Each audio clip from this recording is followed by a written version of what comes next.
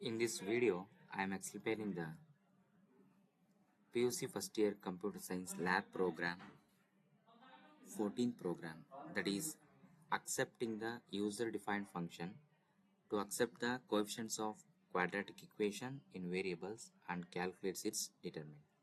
Quadratic equation means equation in the form of ax square plus bx plus c is equal to 0. ಇದನ್ನು ನಾವು quadratic equation ಅಂತ ಕರಿತೀವಿ.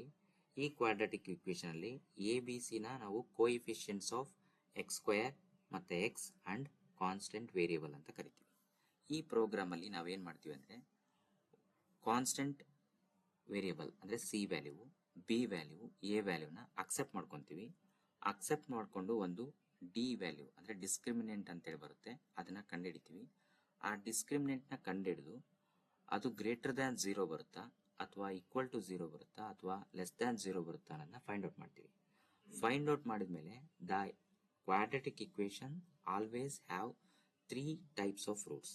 That is, one is equation has 2 real and different roots, and another one is equation has 2 equal roots, and last one is the equation has complex root. ಇವು ಮೂರು equations ನಮಗೆ ಬರ್ತವೆ. Equation ಅಲ್ಲಿ roots ಕಂಡುಹಿಡಿತೀವಿ. ಈಗ ಫಸ್ಟಿಗೆ ಅದಕ್ಕೆ ನಾವೇನ್ ಮಾಡ್ತೀವಿ ಅಂದ್ರೆ ಇಲ್ಲಿ ಪ್ರೋಗ್ರಾಮ್ ನೇಮ್ ಇದೆ. Program name accepting the user defined function ಅಂದ್ರೆ ಫಂಕ್ಷನ್ ನೇಮ್ ನ ಅಕ್ಸೆಪ್ಟ್ ಮಾಡ್ಕೊಂತೀವಿ. ಅಕ್ಸೆಪ್ಟ್ ಮಾಡ್ಕೊಂಡು ಎ ಬಿ ಸಿ ವ್ಯಾಲ್ಯೂಸ್ ನ ಇನ್ಪುಟ್ ತಗೊಂಡು ನೆಕ್ಸ್ಟ್ ಅದನ್ನ ವ್ಯಾಲ್ಯೂನ ಫೈಂಡ್ ಔಟ್ ಮಾಡ್ತೀವಿ. ಇಲ್ಲಿ ಮೊದಲಿಗೆ ನಾವು ಡಿಫೈನ್ ಅಂತ ಬರಿತೀವಿ. ನಿಮ್ಗೆ ಆಲ್ರೆಡಿ ಗೊತ್ತಿದೆ, ಪೈಥಾನ್ ಅಲ್ಲಿ ನಾವು ಯಾವುದೇ ಒಂದು ಫಂಕ್ಷನ್ ನ ಡಿಕ್ಲೇರ್ ಮಾಡ್ಬೇಕಂದ್ರೆ first we have to declare the keyword DEF. DEF means define. Define ಆದ್ಮೇಲೆ ನಾನೊಂದು ಫಂಕ್ಷನ್ ನೇಮ್ ನ ಬರಿತೀನಿ ಡಿಎಸ್ಸಿ ಅಂತ. ಇಲ್ಲಿ ನಾವು ಕೋಎಫಿಷಿಯಂಟ್ಸ್ ಗೆ ವ್ಯಾಲ್ಯೂ ತಗೊಳ್ತೀವಿ. ಕೋಎಫಿಷಿಯಂಟ್ಸ್ ಗೆ ವ್ಯಾಲ್ಯೂಸ್ ಅಂದ್ರೆ A comma B comma C ಅಂತ ಬರುತ್ತೆ, ಅದನ್ನ ತಗೊಳ್ತೀವಿ. ಅದಾದ್ಮೇಲೆ ನೆಕ್ಸ್ಟ್ ನಾವೇನ್ ಮಾಡ್ತೀವಿ ಅಂದ್ರೆ ಆ ಕೋಎಫಿಷಿಯಂಟ್ಸ್ ಏನ್ ತಗೊಂಡಿರ್ತೀವೋ ಆ ವ್ಯಾಲ್ಯೂಸ್ ನ ನಾವು ಕಂಡುಹಿಡಿತೀವಿ. ಇಲ್ಲಿ D is equal to B square. B square ಅಂದ್ರೆ B square minus 4ac. B square minus 4ac ಅಂದ್ರೆ ನಾವು ಇಕ್ವೇಶನ್ ಅಲ್ಲಿ ಒಂದು ಇಕ್ವೇಶನ್ ಕಂಡುಹಿಡಿಯಕ್ಕೆ ಒಂದು ಫಾರ್ಮುಲಾ ಇದೆ, ಶ್ರೀಧರನ್ಸ್ ಫಾರ್ಮುಲಾ ಅಂತೇಳಿ. ಅದರಲ್ಲಿ ಫಾರ್ಮುಲಾ ಏನ್ ಬರುತ್ತೆ, D is equal to minus B plus or minus B square root of B square minus 4ac divided by 2a ಅಂತ ಬರುತ್ತೆ. ಇಲ್ಲಿ ನಮಗೆ ಬಿ ಸ್ಕ್ವೇರ್ ಮೈನಸ್ 4ac ಅನ್ನೋದು ಯಾವುದು ಅಂದ್ರೆ ಗ್ರೇಟರ್ ದ್ಯಾನ್ 0 ಬರುತ್ತೋ, ಈಕ್ವಲ್ ಟು 0 ಬರುತ್ತೋ, ಲೆಸ್ ದ್ಯಾನ್ 0 ಬರುತ್ತೋ ಅನ್ನೋದು ನೋಡ್ಬೇಕು. ಅದು ಏನ್ ಬರುತ್ತೋ ಅದ್ರ ಮೇಲೆ ರೂಟ್ಸ್ ಡಿಫೈನ್ ಆಗ್ತವೆ. ಇಲ್ಲಿ ಏನ್ ಮಾಡ್ತೀವಿ ಅಂದ್ರೆ ನೆಕ್ಸ್ಟ್ ರಿಟರ್ನ್ ಡಿ. ಇಲ್ಲಿ ನಾವು ಏನ್ ಮಾಡ್ತೀವಿ ಅಂದ್ರೆ ಒಂದು ಫಂಕ್ಷನ್ ನೇಮ್ ನ ಡಿಕ್ಲೇರ್ ಮಾಡಿದ್ವಿ. ಆ ಫಂಕ್ಷನ್ ನೇಮ್ ಡಿಕ್ಲೇರ್ ಮಾಡಿದ್ಮೇಲೆ ಡಿ ವ್ಯಾಲ್ಯೂನ ಫೈಂಡ್ ಔಟ್ ಮಾಡಿದ್ವಿ. B square minus 4ac return D ಅಂದ್ರೆ ವ್ಯಾಲ್ಯೂ ಕಂಡುಹಿಡಿದ್ನ ನಾವು ಈ ಫಂಕ್ಷನ್ ಗೆ ಏನ್ ಮಾಡ್ತೀವಿ, ರಿಟರ್ನ್ ಮಾಡ್ತೀವಿ. ನೆಕ್ಸ್ಟ್ ಇಲ್ಲಿ ನಾವ್ ಏನ್ ತಗೊಳ್ತೀವಿ ಅಂದ್ರೆ ನೆಕ್ಸ್ಟ್ ಪ್ರಿಂಟ್. ನಿಮ್ಗೆ ಆಲ್ರೆಡಿ ಗೊತ್ತಿದೆ, ಪೈಥಾನ್ ಅಲ್ಲಿ ನಾವು ಯಾವುದೇ ಒಂದು ಡಿಸ್ಪ್ಲೇ ಸ್ಟೇಟ್ಮೆಂಟ್ ಬರಿಬೇಕಂದ್ರೆ ಪ್ರಿಂಟ್ ಅನ್ನೋದನ್ನ ಬರಿತೀವಿ. ಇಲ್ಲಿ ಫಾರ್ ಎ ಕ್ವಾಡ್ರಾಟಿಕ್ ಇಕ್ವೇಶನ್ ಅಥವಾ ಕ್ವಾಡ್ರಾಟಿಕ್ ಇಕ್ವೇಶನ್ ಅಂತೇಳಿ ಇಕ್ವೇಶನ್ ಇನ್ ದ ಫಾರ್ಮ್ ಅಂತ ಬರಿತೀವಿ. ಏನಾದ್ರೂ ಬರಿಬಹುದು. It is a user defined statement. Equation of the form A X square plus B X square C ಅಥವಾ ಇಕ್ವೇಶನ್ ಕ್ವಾಡ್ರಾಟಿಕ್ ಇಕ್ವೇಶನ್ ಅಂತೇಳಿ ನಾವು direct ಆಗಿ ಬರಿಬಹುದು. ಏನಾದ್ರೂ ಒಂದು ಬರೆದು ಇಲ್ಲ ಅಂದ್ರೆ ಬಿಟ್ಟರು ನಡೀತದೆ. Quadratic equation. ಕ್ವಾಡ್ರಾಟಿಕ್ ಇಕ್ವೇಶನ್ ಆದ್ಮೇಲೆ ನೆಕ್ಸ್ಟ್ ಏನ್ ಮಾಡ್ತೀವಿ, ಅದನ್ನ ಕ್ಲೋಸ್ ಮಾಡಿ ಡಬಲ್ ಕೋಟ್ಸ್ ಅಲ್ಲಿ ಬರೆದು ಕ್ಲೋಸ್ ಮಾಡ್ತೀವಿ. ನೆಕ್ಸ್ಟ್ ಏನ್ ಮಾಡ್ತೀವಿ ಅಂದ್ರೆ ವ್ಯಾಲ್ಯೂನ ಅಕ್ಸೆಪ್ಟ್ ಮಾಡ್ಕೊಂತೀವಿ. ಅಂದ್ರೆ ಕೋಎಫಿಷಿಯಂಟ್ ವ್ಯಾಲ್ಯೂ ಬೇಕಲ್ಲ ನಮಗೆ. ವ್ಯಾಲ್ಯೂ ಈಗ ವೇರಿಯೇಬಲ್ ನೇಮು ಎ ಅಂತ ಕೊಟ್ಟಿನಿ. ಅದಾದ್ಮೇಲೆ ಇಂಟೀಜರ್. ಇಂಟ್ ಅನ್ನೋದು ಡಾಟಾ ಟೈಪ್. ಡಾಟಾ ಟೈಪ್ ಆದ್ಮೇಲೆ ಇನ್ಪುಟ್ ಅಂತ ಹೇಳ್ಕೊಡ್ತೀನಿ. ಇನ್ಪುಟ್ ಅಂದ್ರೆ ನಾವು ಅಕ್ಸೆಪ್ಟ್ ಮಾಡ್ಕೊಂತೀವಿ ವ್ಯಾಲ್ಯೂನ. ನೆಕ್ಸ್ಟ್ ಏನ್ ಮಾಡ್ತೀವಿ, ಡಬಲ್ ಕೋಟ್ಸ್ ಅಲ್ಲಿ enter the value of A ಅಥವಾ ಎಂಟರ್ ಎ ಅಂತ ಬರಿತೀವಿ. ಎಂಟರ್ ಎ ವ್ಯಾಲ್ಯೂ ಕೋಲನ್ ಕೊಟ್ಟು ಡಬಲ್ ಕೋಟ್ಸ್ ಕ್ಲೋಸ್ ಮಾಡಿ ಎರಡು ಪ್ಯಾರಂಥಸಿಸ್ ನ ಕ್ಲೋಸ್ ಮಾಡ್ತೀವಿ. ಎರಡು ಪ್ಯಾರಂಥಸಿಸ್ ಇಲ್ಲಿ ಫಸ್ಟ್ ಗೆ ಇಂಟ್ ಆದ್ಮೇಲೆ ಒಂದು ಪ್ಯಾರಂಥಸಿಸ್ ಓಪನ್ ಮಾಡಿವಿ, ಇನ್ಪುಟ್ ಆದ್ಮೇಲೆ ಇನ್ನೊಂದು ಪ್ಯಾರಂಥಸಿಸ್ ನ ಓಪನ್ ಮಾಡಿವಿ. So we have to close 2 parentheses. In the same way we can define or accepting the 2 values. 2 values ಅಂದ್ರೆ ನಮಗೆ ಏನ್ ಬೇಕು, 2 values ಅಲ್ಲಿ ಸಿ ಎ ಬಿ ವ್ಯಾಲ್ಯೂ ಬೇಕು ಮತ್ತೆ ಸಿ ವ್ಯಾಲ್ಯೂ ಬೇಕು. ಅಲ್ಲಿ ನಾನೇನ್ ಜಸ್ಟ್ ಏನ್ ಚೇಂಜ್ ಮಾಡ್ತೀನಿ ಅಂದ್ರೆ ಇಲ್ಲಿ ಇಲ್ಲಿ ಫಸ್ಟಿಗೆ B value B is equal to ಅಂತ ಬರಿತೀನಿ. ಇಲ್ಲಿ ಎಂಟರ್ ಬಿ ವ್ಯಾಲ್ಯೂ. ಇವಾಗ ಏನಾಯ್ತು, ಬಿ ವ್ಯಾಲ್ಯೂ ಅಕ್ಸೆಪ್ಟ್ ಆಯಿತು. ನೆಕ್ಸ್ಟ್ ಅದಾದಮೇಲೆ ಸಿ ವ್ಯಾಲ್ಯೂನ ಅಕ್ಸೆಪ್ಟ್ ಮಾಡ್ಕೋಬೇಕು. ಸಿ ವ್ಯಾಲ್ಯೂನ ಅಕ್ಸೆಪ್ಟ್ ಮಾಡ್ಕೊಳಕ್ಕೆ ಮತ್ತೆ ನಾನು ಏನು ಮಾಡ್ತೀನಿ, ಅದನ್ನು ಕಾಪಿ ಮಾಡಿಕೊಂಡು ಇಲ್ಲಿ ಮತ್ತೆ ಇನ್ನೊಂದು ವ್ಯಾಲ್ಯೂ ಸಿ ವ್ಯಾಲ್ಯೂನ ತೊಗೊಳ್ತೀನಿ. C is equal to int of input enter the value of B C. Total ಆಗಿ ಈಗ ಏನಾಯ್ತು, 3 ವ್ಯಾಲ್ಯೂಸು ಅಕ್ಸೆಪ್ಟ್ ಆಯಿತು. ಎ ಬಿ ಸಿ ವ್ಯಾಲ್ಯೂಸ್ನ ಅಕ್ಸೆಪ್ಟ್ ಮಾಡ್ಕೊಂಡ್ವಿ. ಈ ಎ ಬಿ ಸಿ ವ್ಯಾಲ್ಯೂಸ್ನ ಅಕ್ಸೆಪ್ಟ್ ಮಾಡ್ಕೊಂಡ್ಮೇಲೆ ನೆಕ್ಸ್ಟ್ ನಾವೇನು ಮಾಡಬೇಕು, ಡಿಟರ್ಮಿನ್ ಅಂದರೆ ಒಂದು ವೇರಿಯೇಬಲ್ ನೇಮ್ನ ತೊಗೊತೀವಿ. ಡಿ ಇ ಟಿ ಅಂತ ತೊಗೊಳ್ತೀವಿ. D E T is equal to ಫಂಕ್ಷನ್ನ ಕಾಲ್ ಮಾಡ್ತೀವಿ. ಫಂಕ್ಷನ್ನ ಕಾಲ್ ಮಾಡ್ಬೇಕಂದ್ರೆ ಫಂಕ್ಷನ್ ನೇಮ್ ನಾವಲ್ಲಿ ಡಿ ಎಸ್ ಸಿ ಅಂತ ಬರ್ತೀನಿ. D S C of A comma B comma C. ಅಲ್ಲಿ ಏನು ಫಂಕ್ಷನ್ನ ಡಿಕ್ಲೇರ್ ಮಾಡಿದ್ವೋ ಅದೇ ಫಂಕ್ಷನ್ನ ಇಲ್ಲಿ ನಾವು ಕಾಲ್ ಮಾಡ್ತೀವಿ. ಈ ಕಾಲ್ ಮಾಡಿದ್ಮೇಲೆ ನೆಕ್ಸ್ಟ್ ಏನ್ ಮಾಡ್ಬೇಕಂದ್ರೆ ಈ ವ್ಯಾಲ್ಯೂ ನಮಗೆ ಈಕ್ವಲ್ ಟು 0 ಬರುತ್ತಾ ಇಲ್ವಾ ಅಥವಾ ಗ್ರೇಟರ್ ದ್ಯಾನ್ 0 ಬರುತ್ತಾ ಅನ್ನೋದನ್ನ ಚೆಕ್ ಮಾಡ್ತೀವಿ. If D E T is greater than 0, D E T ಅನ್ನೋದು ಗ್ರೇಟರ್ ದ್ಯಾನ್ 0 ಇದ್ರೆ ಏನ್ ಬರಬೇಕು, ನಾವು print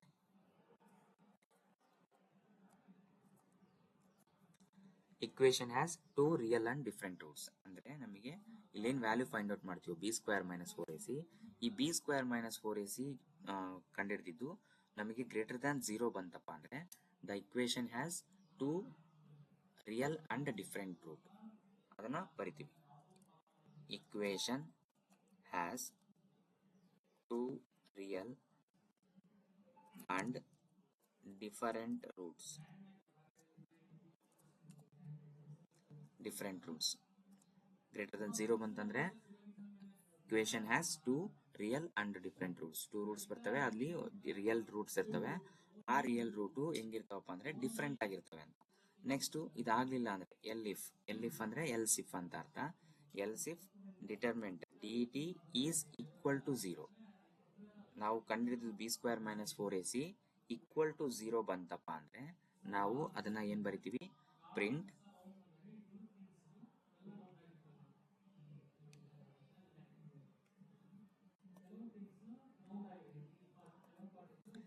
equation has 2 equal roots.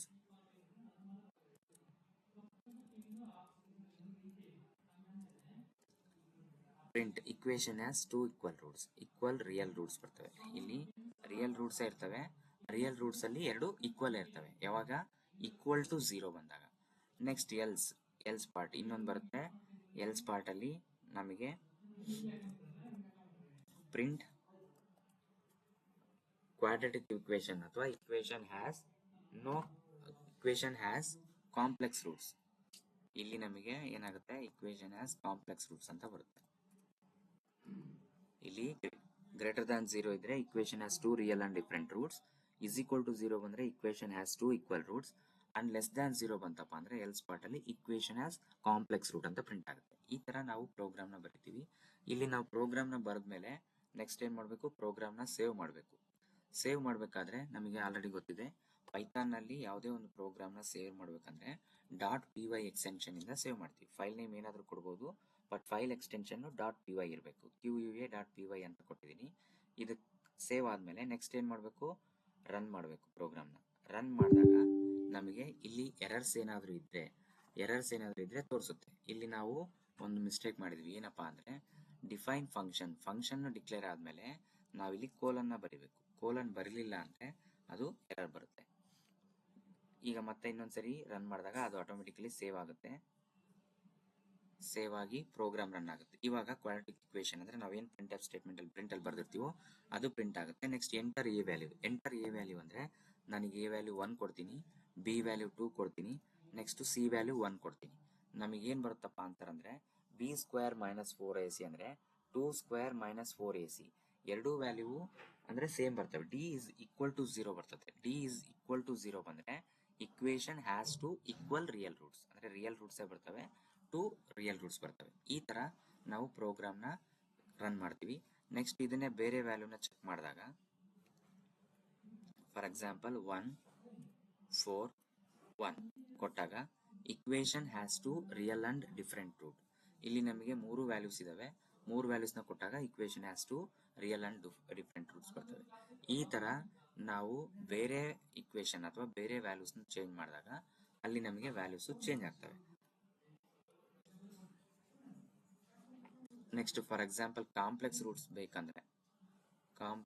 ಬೇಕಂದಾಗ ನಾವು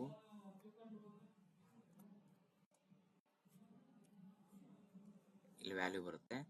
ಈಗ ನಮಗೆ ಕಾಂಪ್ಲೆಕ್ಸ್ ವ್ಯಾಲ್ಯೂ ಅಂದ್ರೆ ಡಿ ಇಸ್ ಲೆಸ್ ದ್ಯಾನ್ 0 ಬೇಕು. ಡಿ ಇಸ್ ಲೆಸ್ ದ್ಯಾನ್ 0 ಅಂತ ಅಂದ್ರೆ ನಮಗೆ ವ್ಯಾಲ್ಯೂ ಯಾವ್ದು ಬರುತ್ತೆ, ಮೈನಸ್ ವ್ಯಾಲ್ಯೂ ಅಂದ್ರೆ ಇಲ್ಲಿ ಜಾಸ್ತಿ ಇರಬೇಕು.